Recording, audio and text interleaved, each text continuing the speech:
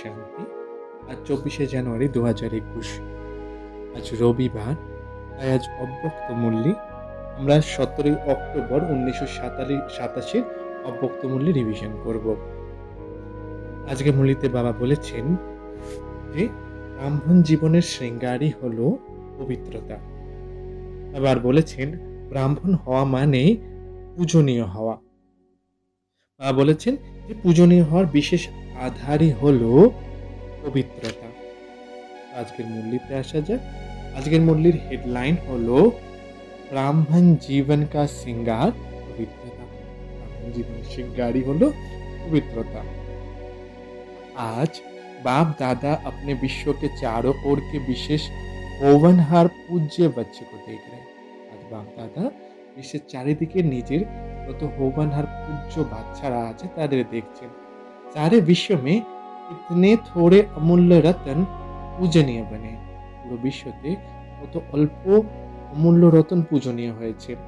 पूजनीय आत्मा ही विश्व के लिए विशेष जहाँ के नूर बन जाते हैं। पूजनीय आत्मा तथा विश्वेर जन्य विशेष जाहार नूर बने विश्वेर जन्य अमूल्य रतन हो गेছে। जैसे इस शरीर में नूर नहीं तो जहाँ नहीं, ऐसे विश्व के अंदर पूजनीय जहाँ के नूर अपने श्रेष्ठ आत्मा नहीं तो विश्व का भी महत्व नहीं। যেমন শরীরের মধ্যে আত্মা না থাকলে যেমন তার মহত্ব নেই, তেমন বিশ্বের ভেতর যদি আমাদের মতো পূজ্য আত্মারা শ্রেষ্ঠ আত্মারা না থাকে তো বিশ্বেরও কোনো মহত্ব নেই। বাবা বলছেন सतो प्रधान युग नया संसार आप विशेष आत्माओं से आरंभ होता है। বলছে শতপ্রধান যুগ আর নতুন সংসার আমাদের বিশেষ আত্মাদের দ্বারাই শুরু হয়।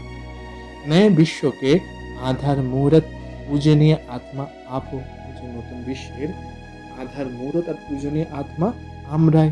বাপ আমাদের দিদিতে যে কত নেশা চড়াচ্ছেন, কত সম্মান দিচ্ছেন। তো आप आत्माओं को कितना महत्व বলে তোমাদের আত্মাকে কত মহত্ব। आप पूज्य आत्माओं संसार के लिए नई रोशनी। তোমরা পূজ্য আত্মারা পুরো সংসারের জন্য যেন নতুন আলোর কিরণ। आपकी चरित्र कला विश्व को श्रेष्ठ कला में लाने के निमित्त बनती है। তোমাদের চরিত্র কলা বলছে বিশ্বের শ্রেষ্ঠ তোমাদের বিশ্বের জানানোর জন্য নিমিত্ত হয়েছে। आप বলছেন आप कीर्ति कला में आते हो तो संसार भी कीर्ति कला में आते हो। তোমরা যখন নিচে নেমে যাচ্ছ তখন সংসারও নিচে নেমে গেছে। आप परिवर्तन होते हो तो विश्व भी परिवर्तन होते। যখন আমাদের মধ্যে পরিবর্তন আসছে তখন विश्वतेও পরিবর্তন আসছে। तो इतनी महान और महत्व वाली आत्माएं हो। দিয়ে বলছেন কি তোমরা এতটা মহান আর মহত্বযুক্ত আত্মারা।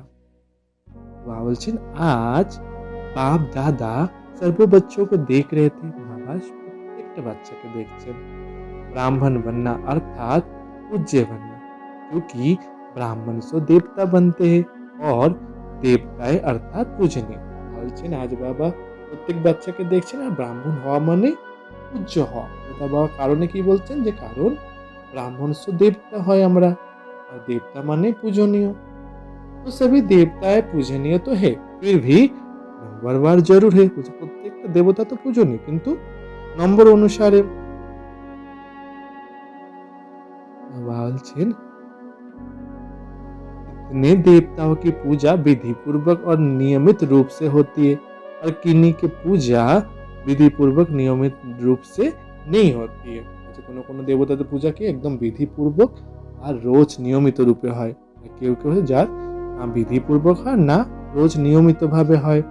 तीनों के हर कर्मों की पूजा होती है, तीनों के हर कर्मों की पूजा नहीं होती।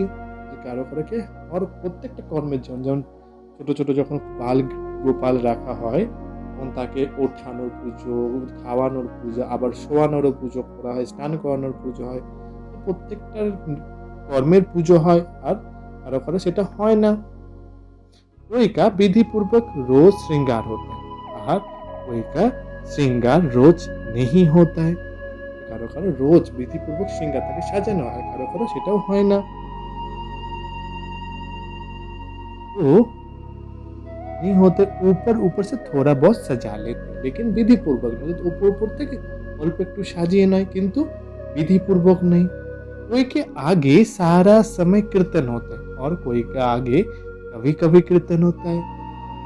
আচ্ছা, কারো কারো আগে হচ্ছে একদম রোজ প্রত্যেকটা সময় প্রতি 24 ঘন্টা কীর্তন হয়, আর কারো কারো সামনে সে কখনো কখনো কীর্তন হয়। इन सभी का कारण क्या है? যে এতগুলো কথা বললো, তার কারণ কি?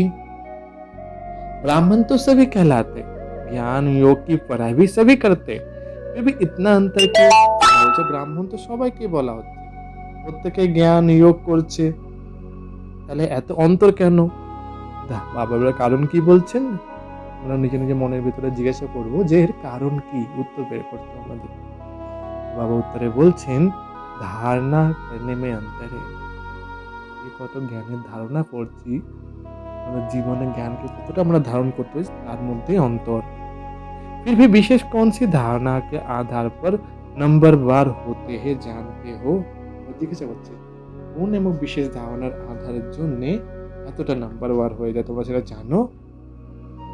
বলছেন পূজনীয় बनने का विशेष आधार হতে পারে। কি বলতে পারে বাবা? বলছেন पूजनीय बनने का विशेष आधार पवित्रता के ऊपर है। विशेष आधार ही হচ্ছে पवित्रता। जितना सर्व प्रकार की पवित्रता को अपनाते हैं, उतना ही सर्व प्रकार के पूजनीय बनते हैं, और जो निरंतर विधि पूर्वक आदि अनादि विशेष गुण के रूप से पवित्रता के सहज अपनाते हैं, वही विधि पूर्वक पूज्य बनते हैं। বলছেন যে হচ্ছে বিধি সর্বপ্রকারের পবিত্রতাকে নিজের জীবনে অ্যাপ্লাই করবে, সর্বপ্রকারের পূজনীয় হবে। যে নিরন্তর বিধিপূর্বক আদি অনাদি বিশেষ গুণকে পবিত্রতাকে সহজভাবে নিজের জীবনে অ্যাপ্লাই করবে, তারই विधिपूर्वक पूजा হবে, সেই विधिपूर्वक पूज्य रूप হবে। सर्व प्रकार की पवित्रता क्या है? বাবা জিজ্ঞাসা করতেন, যে বাবা বললেন যে সর্বপ্রকারের পবিত্রতা ধারণ করবে, তো সেই সর্বপ্রকারের পবিত্রতাটা কি? जो आत्माएं सहज सत्य हर संकल्प में, हर बोल में, कर्मों में सर्वो अर्थात ज्ञानी और अज्ञानी आत्माएं सर्वों के संपर्क में सदा पवित्र वृत्ति दृष्टि वाइब्रेशन से यथार्थ संपर्क संबंध निभाते हैं। যে আত্মারা সহজ এবং স্বতঃ প্রত্যেকটা সংকল্প, বল, কর্মে এবং মানে জ্ঞানী অজ্ঞানী প্রত্যেক আত্মার সাথে প্রত্যেক সম্পর্কে, সর্বসম্পর্কের মধ্যে যদি পবিত্রতার বৃত্তি দৃষ্টি আর ভাইব্রেশন যথার্থ রূপে রাখে, इसको ही सर्व प्रकार की पवित्रता। সর্বপ্রকার পবিত্রতার ডেফিনেশন তাহলে কি বললো? যে আত্মা একদম সহজ আর শত রূপে সংকল্পে, বলে, কর্মে, ভাইব্রেশনে আর জ্ঞানী বা অজ্ঞানী প্রত্যেক আত্মার প্রতি সম্পর্কে যে আত্মারাই আসুক না কেন, সেই আত্মাদের প্রতি পবিত্র বৃত্তি দৃষ্টি আর ভাইব্রেশন রাখবে এবং যথার্থভাবে সম্পর্ক নিভাবে, একেই বলা হবে সর্বপ্রকারের পবিত্রতা। বাবারা কি বলছেন? বাবা বলছেন सपना में भी स्वयं के प्रति व अन्य कोई आत्माओं के प्रति सर्व प्रकार की पवित्रता में से कोई कमी ना हो। সংকল্পে বা স্বপ্নেও স্বয়ং বা নিজের প্রতি বা অন্য কোনো আত্মার প্রতি সর্বপ্রকারের যে পবিত্রতা, তার মধ্যে কোনো রকম কম না হয়। मानो सपने में भी ब्रह्मचर्य खंडित होता है, व किसी आत्मा के प्रति किसी भी प्रकार की ईर्ष्या व आवेश के वश कर्म होता है, या बोल निकलता है, क्रोध के अंश रूप में व्यवहार होता है, तो इसको भी पवित्रता का खंडन माना जाएगा।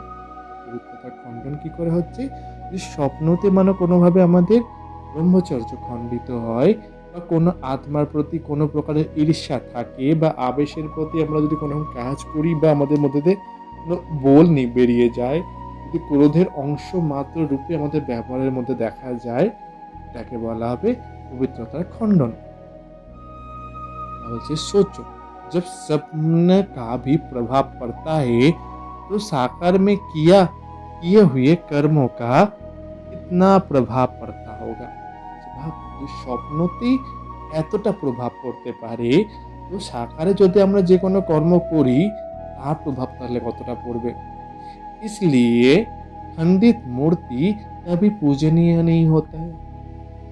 তাহলে যখনই পবিত্রতার খণ্ডন হবে তাহলে সেই গায়ন হিসাবেই বাবাজানকে তাহলে এই জন্যে খণ্ডিত মূর্তি কখনো পূজা হয় না।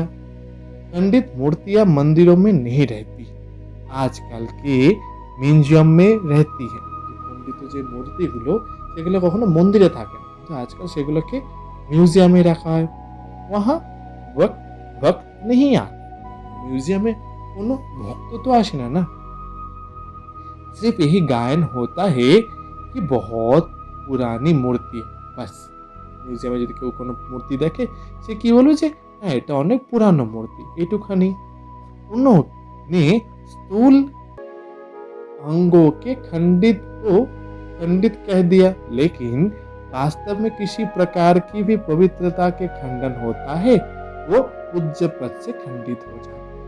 যে মূর্তিগুলো তাদের কোনো একটা অঙ্গে খণ্ডিত হয়েছে বলে তাকে খণ্ডিত বলা হয়েছে, কিন্তু বাবা বলছেন বাস্তবে হচ্ছে কোনো প্রকার ভাবে যদি পবিত্রতার খণ্ডন হয় তাহলে পূজ্য পদ থেকে সে খণ্ডিত হয়ে যাবে।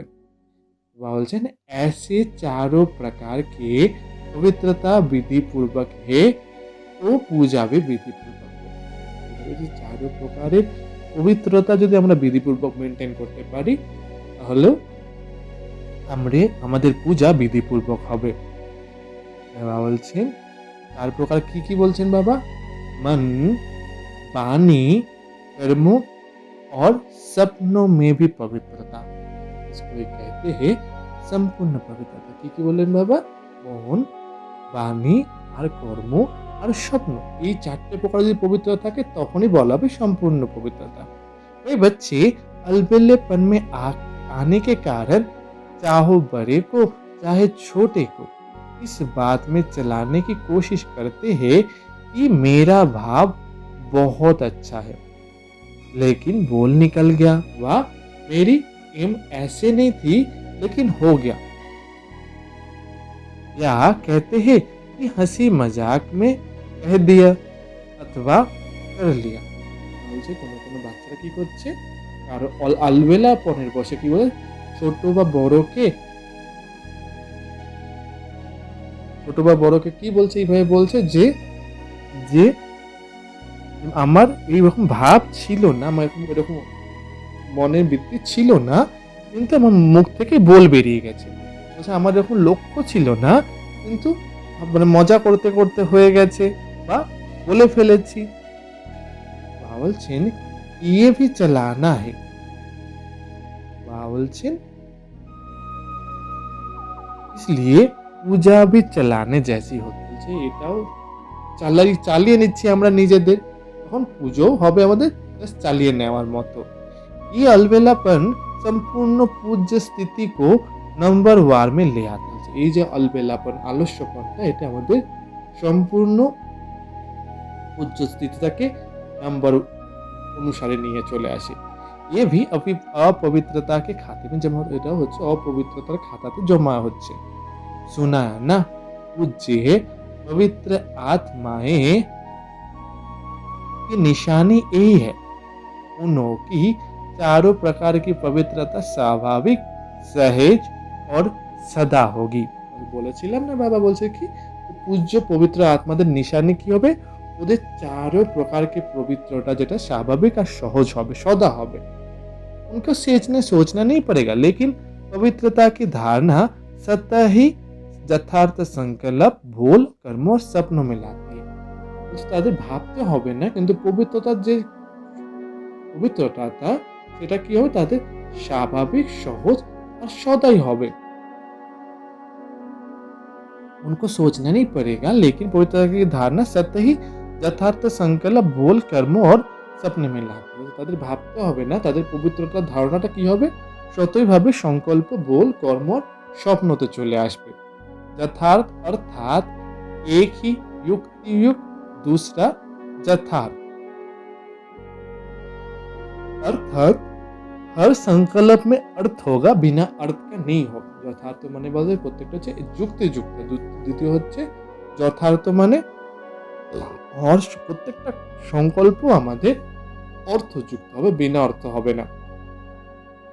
ऐसे नहीं कि ऐसे ही बोल दिया, निकल गया, कर लिया, हो गया, বলছে সে তার মুখ থেকে এরকম কখনোই বলবে না যে বলে ফেলেছি, বেরিয়ে গেছে, করে ফেলেছি, হয়ে গেছে। ऐसी पवित्र आत्मा सदा हर कर्म में युक्ति युक्त यथार्थ युक्ति युक्त पवित्र आत्मा सदा हर कर्म में অর্থাৎ দিনচর্যা মে যথার যুক্তিযুক্ত। যারা পবিত্র আত্মা হবে তারা কেউ প্রত্যেকটা কর্মে বা দিনচর্যাতে তাদের एकदम যথার্থ যুক্তিযুক্ত থাকবে। इसलिए पूजा भी उनके हर कर्म में होती है, अर्थात पूरे दिनचर्या की होती है। বলছে তাদের পুজো সেই জন্য প্রত্যেকটা কর্মের হবে এবং পুরো দিনচর্যা হিসাবে হবে। उठने से लेकर सोने तक भिन्न भिन्न कर्मों के दर्शन होते हैं। ওঠা থেকে ঘুম থেকে ওঠা থেকে শুরু করে রাতে শোয়া পর্যন্ত প্রত্যেকটা কর্মের দর্শন হবে। अगर ब्राह्मण जीवन की बनी हुई दिनचर्या प्रमाण कोई भी कर्म यथार्थ और निरंतर नहीं करते हो तो उसके अंदर के कारण पूजा के अंतर करेगा। এখন যদি ব্রাহ্মণ জীবন থেকে যদি কোনো দিনচর্যা ঠিকঠাক মেনে না চলো তখন কি হবে, পুজোতেও আমাদের কোনো কোনো অন্তর পড়ে যাবে। मानो कोई अमृत वेला उठने की दिनचर्या में विधि पूर्वक नहीं चलते तो पूजा भी उनके पुजारी भी उस विधि से नीचे ऊपर करते, अर्थात पुजारी भी समय पर उठकर पूजा नहीं करेगा, जब आएगा तब कर लेगा। अथवा अमृत वेला जागृत स्थिति का अनुभव नहीं करते, मजबूरी से बा कभी सुस्ती कभी चुस्ती से रूप से बैठते तो पुजारी भी मजबूरी से या सुस्ती के पूजा करेंगे, विधि पूर्वक नहीं करेंगे। अमृत बेला ऊपर अटेंशन दिए বলছেন যদি কোনো আমরা কি হচ্ছে মানো কি অমৃত বেলা ওঠা দিনচর্যা যদি বিধি পূর্বক না করে তো যখন আমাদের পুজো হবে তখন পূজারীও সেই বিধিতে নিচে উপর নিচে করবে, পূজারী ঠিকঠাক সময় উঠে পূজা করবে না, যখন আসবে তখন পূজা করে যাবে। এবার বলছে যদি অমৃত বেলাতে উঠে আমরা জেগে যাচ্ছি কিন্তু সেই টেনশন রূপে না করছি, মজবুর হয়ে করছি বা সুস্থিতে এসে করছি, তখন বলছে কি যে পূজারীও হবে সে মজবুর হয়ে করবে, সেও স্বস্তিতে বিধিপূর্বক সে পূজা করবে না। ऐसे हर दिनचर्या के कर्मों का प्रभाव पूजनीय बनने में पड़ता है। এইভাবে কি হবে, আমাদের দিনচর্যাটা এখন যেমন আমরা রাখবো সেটা আমাদের পূজনীয়র উপরেও প্রভাব ফেলবে। विधि पूर्वक ना चलना, कोई भी दिनचर्या में ऊपर नीचे होना, ये भी अपवित्रता का अंश में गिरना होता है, क्योंकि आलस्य और अलवेलापन भी विकार है। বলছে বিধি পূর্বক না চলা বা কোনো রকম দিনচর্যাতে উপর নিচে হওয়া এটাও বলছে অপবিত্রতার অংশ হিসেবে গোনা হবে, কারণ বলছে আলস্য অলবেলাপন একটা বিকার। जो যথার্থ কর্ম नहीं है वो विकार, যেটা হচ্ছে আমাদের শ্রীমত অনুসারে কোনো যথার্থ কর্ম নাই সেটাই হচ্ছে বিকার। তো অপবিত্রতা का अंश हो गया ना, সেটা তাহলে অপবিত্রতার অংশ হয়ে গেল না। इस कारण पूज्य पद में नंबरवार हो जाते, এই কারণে পূজ্য পদে আমরা নম্বর অনুসারে হয়ে যাচ্ছি। তো ফাউন্ডেশন क्या रहा, ব্যাপারটা হচ্ছে তাহলে পূজ্য পদের অনুসারে নম্বর অনুসারে হচ্ছে, তার ফাউন্ডেশন কি হলো, आधार की বলছে পবিত্রতা। पवित्रता की धारणा बहुत महीन है, पवित्र जो धारणा সেটা খুব সূক্ষ্ম। पवित्रता के आधार पर ही कर्मों की विधि और गति का आधार है, पवित्रतार आधारेर উপরে কর্মের বিধি বা গতির আধার হচ্ছে।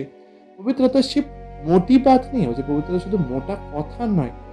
ब्रह्मचर्य रहे या निर्मोही हो रहे, सिर्फ इसको ही पवित्रता नहीं कहें, যে ব্রাহ্মণের জীবনে হচ্ছে ব্রহ্মচর্য মেইনটেইন করলাম, নির্মোহী হয়ে থাকলাম, এটাকে শুধু পবিত্রতা বলা হবে না। पवित्रता ब्राह्मण जीवन का श्रृंगार है, पवित्रता होচ্ছে ब्राह्मण जीवনের श्रृंगार। तो ये हर समय पवित्रता के श्रृंगार की अनुभूति चेहरे से चलन से औरों को हो। पवित्रता श्रृंगारটা আমরা নিজের জীবনে ধারণ করছি, সেটা আমাদের চলনের দ্বারা চেহারার দ্বারা অন্যরা সেটা অনুভব করুক। दृष्टि में, मुख में, हाथों में, पाँव में सदा पवित्रता का श्रृंगार प्रत्यक्ष हो। দৃষ্টিতে, মুখে, হাতে, পায়ে সদা পবিত্রতার সিঙ্গার যেন প্রত্যক্ষ হয়। कोई भी चेहरा की तरफ देखे फीचर से उन्हों पवित्रता का अनुभव हो। তারা যদি আমাদের চেহারার দিকেও দেখে তো আমাদের ফিচার্সের দ্বারাও যেন তারা পবিত্রতার অনুভব করে। जैसे और प्रकार के फीचर्स वर्णन करते हैं ऐसे वर्णन करें इनकी फीचर से पवित्रता दिखाई देते। नयनों से पवित्रता की झलक है, मुख पर पवित्रता का मुस्कुराहट है। যে যেমন হচ্ছে অন্য প্রকারের ফিচার্স হচ্ছে অন্য লোকেরা বর্ণন করবে তেমনই তারাও বর্ণন করে যেন আমাদের ফিচার্সের দ্বারা যেন পবিত্রতা সে দেখতে পেয়েছে। নয়নের চোখের দ্বারা পবিত্রতার ঝলক, মুখের দ্বারা যেন পবিত্রতার মুস্কান মানে হাসি থাকে। और कोई बात उन्हें नजर ना आए, এইগুলো ছাড়া যেন অন্য কোনো ব্যাপার আমার তার যেন নজরে না আসে। इसको कहते हैं पवित्रता का श्रृंगार से श्रृंगारी हुई मूरत। এটাকে বলা হয় পবিত্রতার श्रृंगारे हुई मूरत। समझा? बाबा जी बुझेছো? पवित्रता की तो और भी बहुत गुज्जता है, वो फिर सुनाते रहेंगे। पवित्रता तो आरो गुज्जो ব্যাপার আছে কিন্তু সেটা আরো পরে শোনাবো। जैसे कर्मों की गहन गति पवित्रता की परिभाषा की बड़ी गुइजे है पवित्रता की फाउंडेशन। যেমন কর্মের গুজ্জ গতি আছে এবং পবিত্রতার পরিভাষাটা অনেক বড়। পবিত্রতাই হচ্ছে মেন ফাউন্ডেশন। আচ্ছা বাবা পার্টির সাথে মিলছে, তো পার্টিতে আজ গুজরাটের গ্রুপ এসছে, তাহলে গুজরাটের গ্রুপ এসছে কিন্তু আমরা এটা ফিল করবো যেন আমরা বাবার সামনে বসে আছি আর বাবা যেন আমার জন্য সেই বাক্যগুলো উচ্চারণ করছে। आज गुजरात आया है, गुजरात वाले सदा हल्के बन नाचते और गाते रहते। আজকে গুজরাট ওয়ালারা এসছে আর গুজরাট ওয়ালারা সদা একদম হালকা হয়ে নাচ করে আর গান করে। গুজরাটের যেমন গরবা আছে, রাস আছে, খুব ফেমাস। ওরা নবরাত্রিতে দিনে একদম ওরা খুব রাত ভর গরবা খেলেন, রাস খেলে, ডান্ডিয়া খেলে। তো ওরা হালকা নাচও করে গানও করে। चाहे शरीर में कितने भी भारी है लेकिन हल्के बन नाचे। चाहे শরীরের দিকে অনেক ভারী শরীর হোক তাও ওরা হালকা হয়ে নাচতে থাকে। गुजरात की विशेषता है सदा हल्का रहना, सदा खुशी में नाचते रहना और बाप की বা अपने प्राप्तियों के गीत गाते हैं। गुजरात वालाদের বিশেষতা বাবা কি বলছেন? সদা হালকা হয়ে থাকা, সদা খুশিতে নাচতে থাকা আর সদা বাবার বিশেষতাগুলোকে নিজের প্রাপ্তি বাবাকে আর বাবার বিশেষতা और प्राप्तिर गुणगान करा। बचपन से ही नाचते गाते अच्छे বলছেন ছোটবেলা থেকে একদম যখন বাবার কাছে জন্ম হয়েছিল তখন থেকে এরা সদা নাচ আর গান করতে থাকে। ব্রাহ্মণ জীবন में क्या करते বাচ্চারা কিন্তু ব্রাহ্মণ জীবনে সে কি করলেন? ব্রাহ্মণ জীবন অর্থাৎ মौज का जीवन। বাবা যে ব্রাহ্মণ জীবন মানে मौज করার জীবন। गरबा रास करते हो তো মজ মে আতে যাতে হো না, যে গরবা করছো, রাস করছো, তো নিজের মধ্যে ধীরে ধীরে মজে আসতে হবে, খুশিতে থাকছো। अगर मौज में ना आए तो ज्यादा कर नहीं सकेंगे। আজ খুশিতে বা মজ মধ্যে না আসো তাহলে বেশি করতে পারবে না। মজ মস্তি में थकावट नहीं होती। যদি একদম উমং উৎসাহ থাকে তখন সেখানে কোনো রকম ক্লান্তি আসে না। অর্থাৎ বন যাতে তখন বিনা ক্লান্তিহীন হয়ে যায়।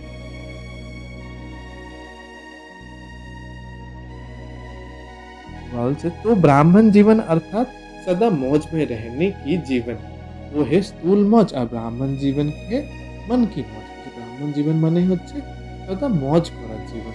লৌকিকে হচ্ছে তাদের স্থূল মौज আর আমাদের হচ্ছে মনের মौज।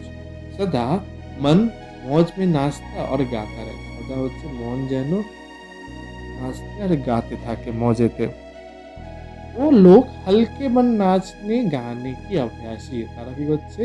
হালকা হয়ে নাচ করছে আর গান করছে।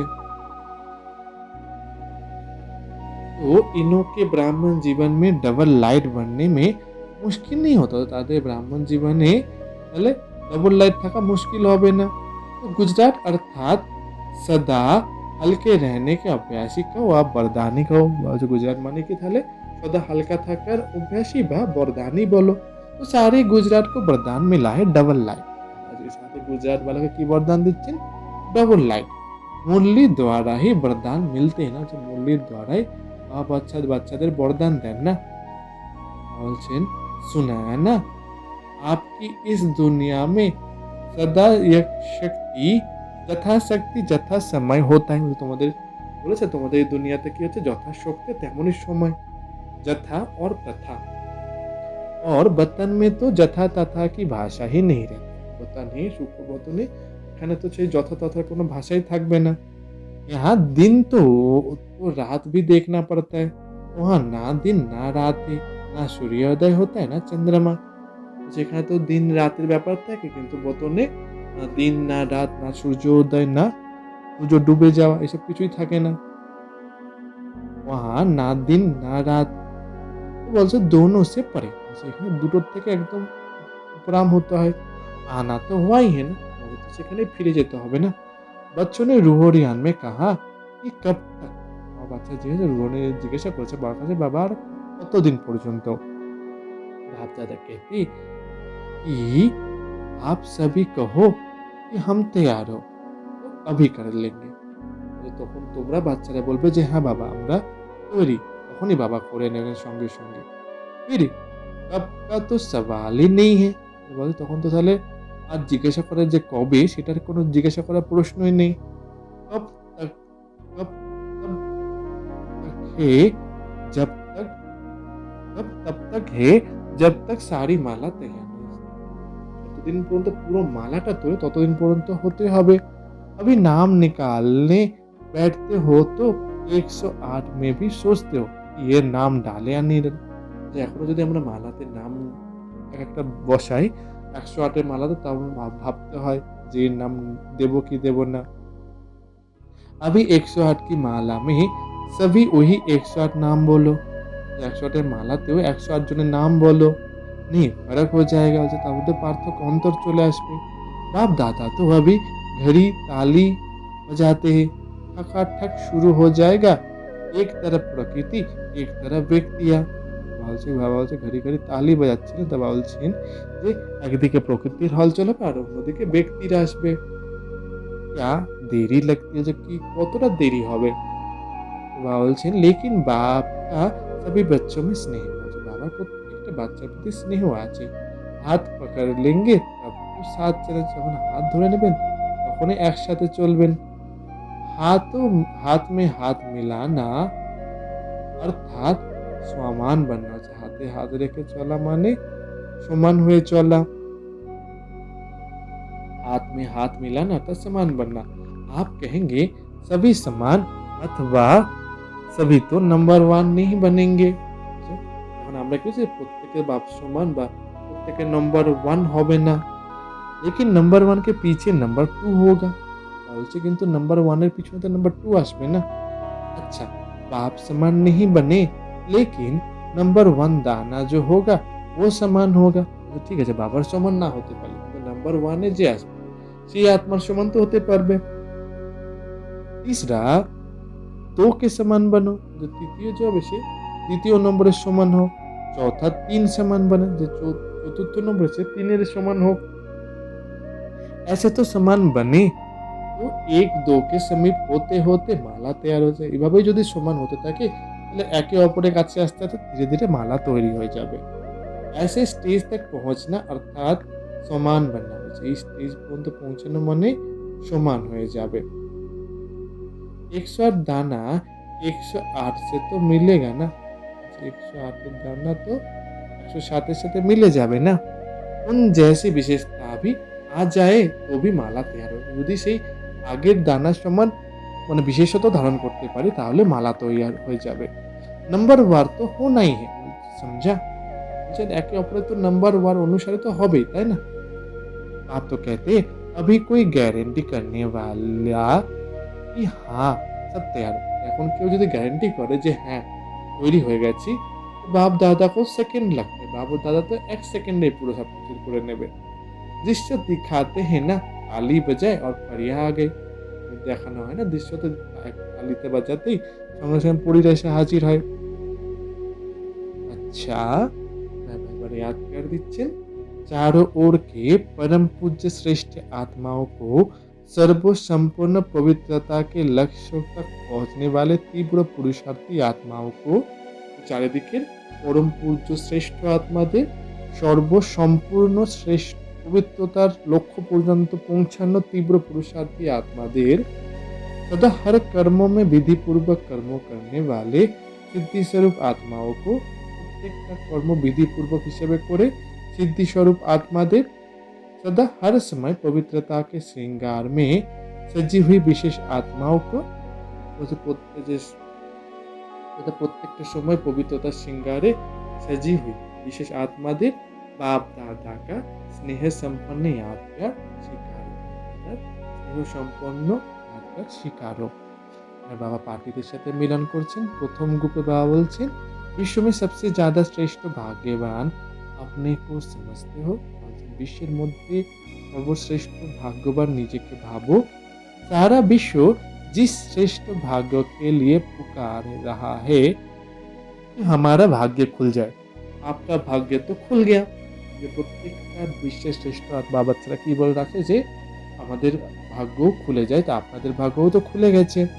इससे बड़ी खुशी की बात और क्या होगी। বলছে এর থেকে বড় খুশির খবর আর কি হতে পারে। भाग्य विधाता ही हमारा बाप है, ऐसा नशा है ना। भाग्य विधाताई হচ্ছে আমার বাবা, এরকম নেশা আছে না। जिसका नाम ही भाग्य विधाता उसका भाग्य क्या है। যার নামই হচ্ছে ভাগ্য বিধাতা তার তাহলে ভাগ্য কি আছে। इससे बड़ा भाग्य कोई हो ना सके। এর থেকে বড় ভাগ্য কারোই হতে পারে না। বলছেন तो सदा ये खुशी रहे कि भाग्य तो हमारा जन्म सिद्ध अधिकार होगा। सदा এই খুশিতে থাকো যে ভাগ্য আমাদের জন্মসিদ্ধ অধিকার হয়ে আছে। बाप के पास जो प्रॉपर्टी होती है बच्चे उसके अधिकारी होते हैं ना। बाबार কাছে যে प्रॉपर्टी है বাচ্চারাই তার অধিকারী হবে। तो भाग्य विधाता के पास क्या है, भाग्य का खजाना। भाग्य विधाता बाबार কাছে তাহলে কি আছে, भाग्यের खजाना। उस खजाने पर आपका अधिकार हो गया। সেই खजानों पर আমাদের অধিকার হয়ে গেছে। तो सदैव वहाँ मेरा भाग्य, वहाँ भाग्य विधाता बाप ये गीत गाते खुशी में उठते। সদাও কি গান করতে বলছে, বা বলছে ওয়াহ আমার ভাগ্য আর ওয়াহ আমার ভাগ্য বিধাতা বাবা, এই গান করে সদা উড়তে থাকো। जिसका इतना श्रेष्ठ भाग्य हो गया उसको और क्या चाहिए। যার এত শ্রেষ্ঠ ভাগ্য হয়ে গেছে তার আর কি লাগবে। भाग्य में सब कुछ आ गया, भाग्যের মধ্যে সব কিছু এসে যাবে। भाग्यवान के पास तन मन धन जन सब कुछ होता है। भाग्য বিধাতার মধ্যেই ভাগ্যবানের কাছেই तन मन धन सब কিছু আসবে। श्रेष्ठ भाग्य अर्थात अप्राप्त कोई नहीं, অপ্রাপ্ত कोई वस्तु নেই। শ্রেষ্ঠ ভাগ্য মানে হচ্ছে আমাদের ভাগ্যতে আর কোনো অপ্রাপ্ত জিনিস থাকবে না। कोई अप्राप्ति नहीं, কোনো অপ্রাপ্তি নেই। मकान अच्छा चाहिए, कार अच्छा चाहिए नहीं। যে ডিমান্ড করে যে আমার বড় বাড়ি চাই, গাড়ি চাই, হচ্ছে এরকম হওয়া উচিত নয়। जिसको मन की खुशी मिल गई वो सर्व प्राप्तियां हो गई। যার মনের খুশি পেল সে সর্বপ্রাপ্তিতে ভরপুর হয়ে গেল। আর তো কা লেকিন করুন खजाना मिल गया। গাড়িটার কি দরকার, সর্ব খাজানাই পেয়ে গেছি। कोई अप्राप्त वस्तु है ही नहीं, কোনো অপ্রাপ্ত বস্তু যেন থাকেই না আমাদের লিস্টে। ऐसे भाग्यवान हो, বিনাশী ইচ্ছা क्या करे। এরকম ভাগ্যবান তোমরা, তাহলে তোমাদের বিনাশী জিনিসের প্রতি ইচ্ছার কোনো দরকারই নেই।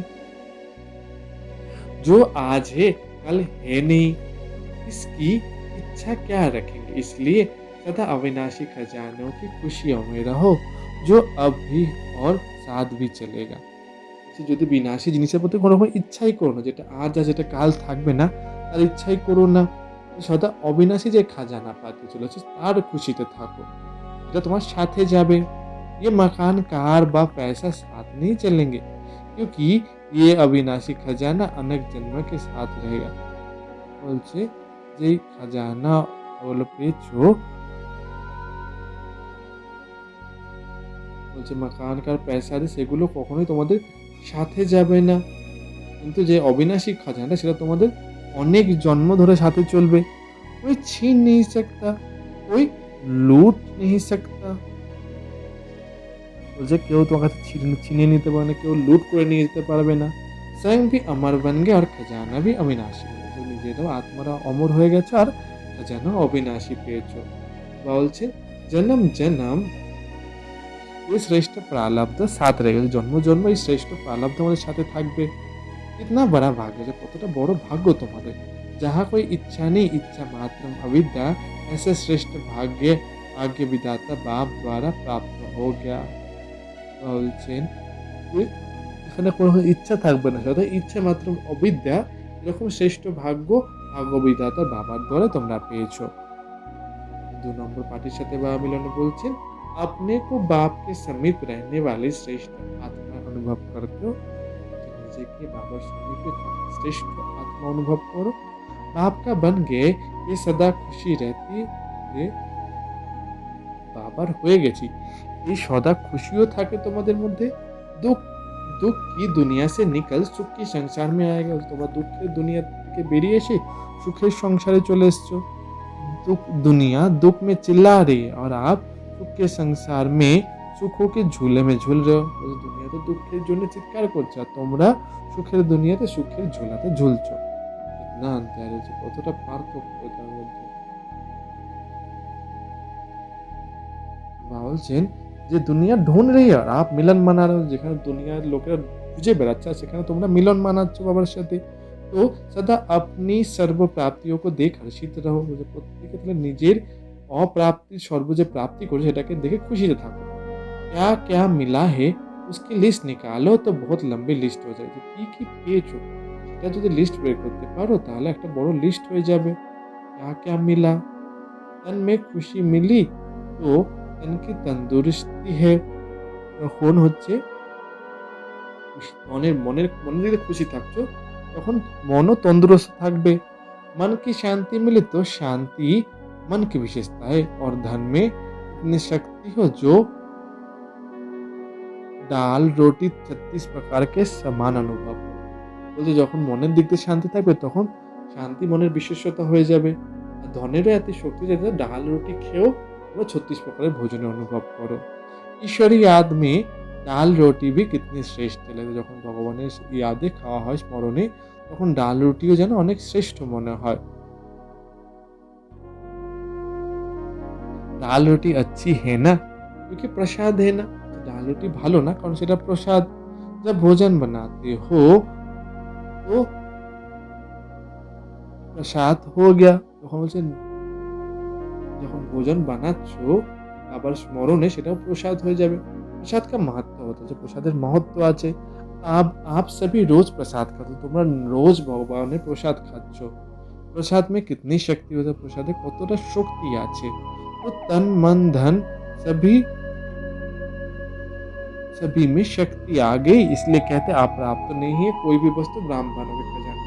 তন মন ধনে যদি শক্তি চলে আসে সেই জন্যই বাবা বলছে যে বলাই হয় যে কোন রকম অপ্রাপ্ত বস্তু নেই ব্রাহ্মণদের খাজানাতে। তো সদা इन प्राप्तियों के सामने रख खुश रहो हर्षित रहो, সদা এই প্রাপ্তিগুলোকে সামনে রেখে সদা খুশিতে থাকো হাসিতে থাকো। আচ্ছা আজকে বরদানে বাবা বলছেন डबल लाइट फरिश्ता भवो।